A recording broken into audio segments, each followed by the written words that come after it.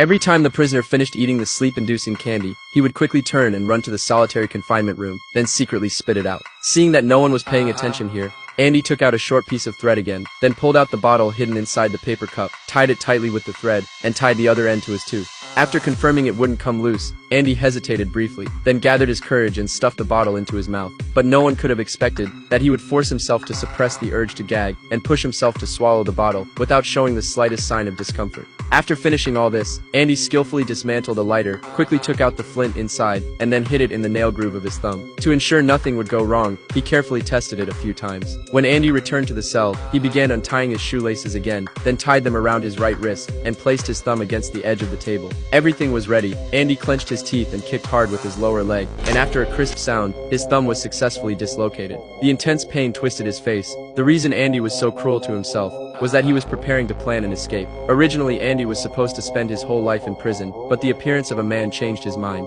The warden's son had leukemia, and currently only Andy's bone marrow was a match. To save his son, the warden had no choice but to come and negotiate with Andy. But to his surprise, Andy agreed immediately after hearing it. Although the warden was still suspicious, when he thought of his critically ill son, he could only compromise. And because of Andy's injury, the bone marrow transplant surgery was moved up. That day, Andy was shackled with heavy leg irons, ready to go to the hospital for surgery. To prevent him from escaping, he was escorted by police cars the whole way, and even a helicopter was deployed to accompany them. Just when everything was going smoothly, the Andy who was supposed to be asleep suddenly opened his eyes.